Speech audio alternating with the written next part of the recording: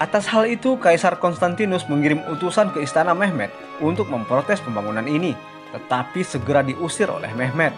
Tak kenal menyerah, Konstantinus mengirim lebih banyak utusan dan juga membawa banyak hadiah beserta pesan untuk Sultan Mehmed. Konstantinus negosiasi dengan Mehmed. Bisakah setidaknya kami pastikan ini bukan serangan pada Konstantinopel? Adegan berlanjut dengan Sultan Mehmed tidak seperti sebelumnya, seorang yang ramah. Kali ini, Sultan sudah tidak segan lagi. Mehmed mengeksekusi para utusan itu dan membiarkan salah satu hidup untuk membawa kepala mereka, seolah memberikan pesan ke kekaisaran untuk menyimpulkan sendiri maksud sang sultan. Dengan adanya peristiwa itu, keributan pun terjadi di Dewan Konstantinus. Dengan berapi-api, mereka menyuarakan untuk membalas perbuatan Mehmed dan memberikan pelajaran pada bocah baru naik tahta itu sebagai tanda tamparan Romawi kepada Mehmed, disertai gelak tawa. Konstantinus pun menanyakan siapa yang akan menyampaikan tamparan itu dan menantang mereka, sehingga membuat mereka terdiam. Tidak seperti mereka yang meremehkan Mehmed, Kaisar berpikir bahwa Mehmed adalah ancaman nyata, tapi kekuatan bukanlah jawaban. Karena Konstantinus juga menyadari betapa lemahnya keadaan mereka sekarang. Lalu Konstantinus menyampaikan Romawi harus menghindari konfrontasi sampai bantuan Katolik tiba di Eropa. Tapi mendengar hal itu, tangan kanan Kaisar, Grand Duke atau Perdana Menteri yang bernama Lukas Notaras memprotes Kaisar dengan mengatakan jika umat Katolik adalah satu-satunya harapan kita, maka celakalah kita. Notaras lebih baik melihat sorban daripada topi kardinal di dalam tembok. Konstantinopel adalah pusat kekristenan ortodoks, seperti mayoritas warga kota dari istana Kaisar. Lukas Notaras sendiri adalah orang Yunani dan Kristen ortodoks yang tak percaya pada gereja Katolik Eropa akibat perpecahan yang terjadi 4 abad sebelumnya.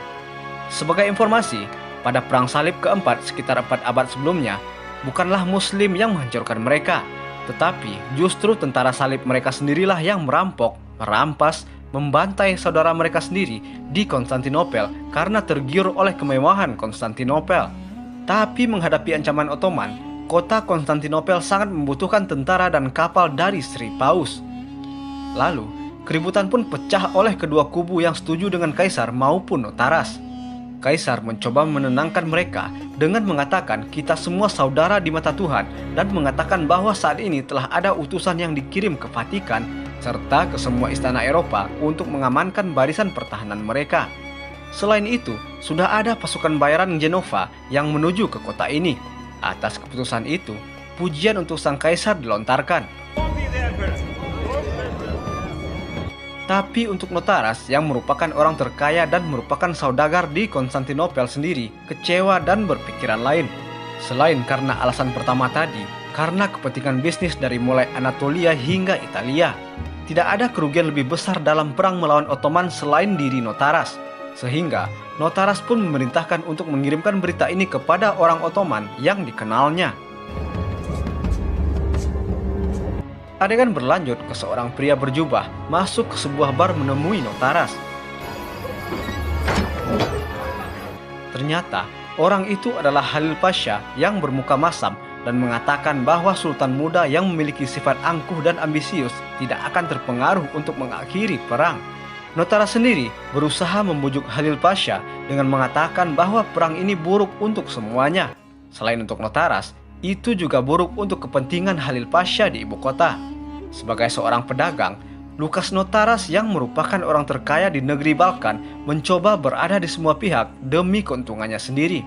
Kemudian, Notaras membicarakan mengenai isu Kaisar ingin membebaskan Pangeran Orhan dan mempersenjatainya, yang segera dibalas oleh Halil Pasha.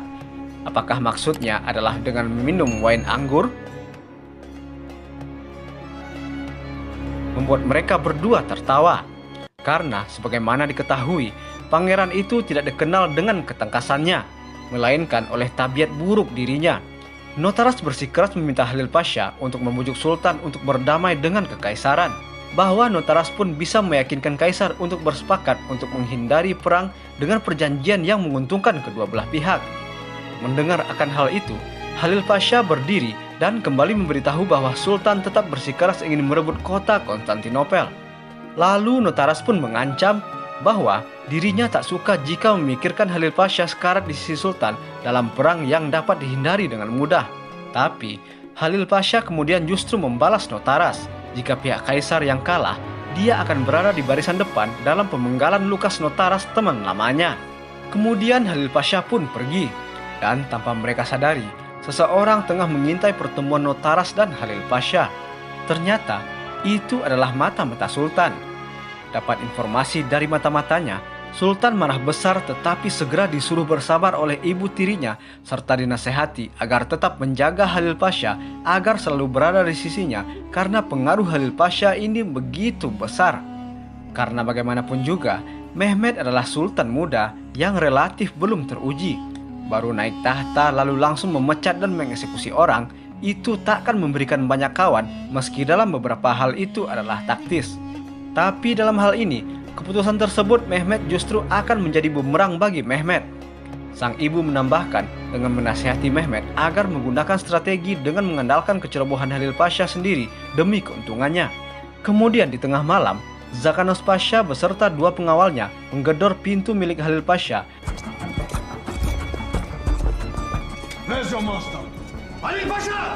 Dan menyuruhnya untuk menghadap Sultan sekarang juga. Now, at once.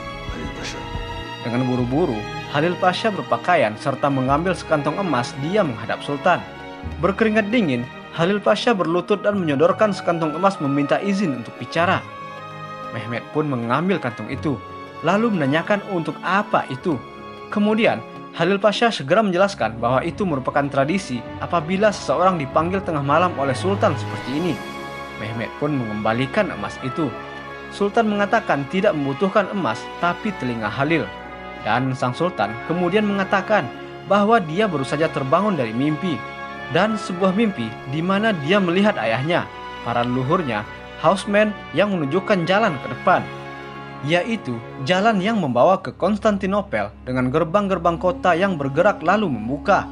Kemudian membuat saat itu Sultan langsung berjalan ke Hagia Sophia, di mana di sana Mehmed melihat apel merah atau tahta diberikan kepadanya.